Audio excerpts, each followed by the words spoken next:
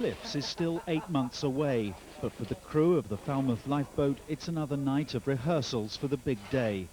No one knows how many people will flood into Cornwall from all over the world to witness the eclipse. One estimate suggests 5 million, and that would put the emergency services under severe strain.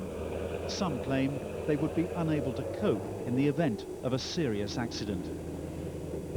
Exercises like this are taking place all over Cornwall as the emergency services gear up for the big event. You know, everybody is going to need to be that extra bit alert, because although, as I've said, it gets dark every night, the numbers of people that are here are going to be far greater, and I suspect that a number of people will think it's a fairly unique opportunity to observe this eclipse from on the water. But so far, the government has refused requests for extra cash to help the emergency services deal with the tourist onslaught.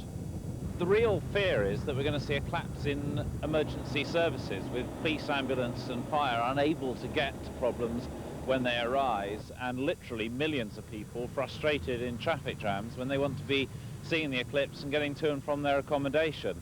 The last time, 1927, that we saw an eclipse in this country, 3 million people travelled to see it, the largest movement by train in one day in history. And Cornwall cannot take in and out of the county more than 1 million, maybe 2 million visitors at most. Cornwall's normally quiet major roads will be packed with traffic. There are warnings of jams back to Bristol. It could cause havoc with food distribution, refuse collection and water supplies, raising fears about public health. We are arranging to cancel all routine work, both in general practice and in the community and in the hospital services. And most staff will not take holiday at that time.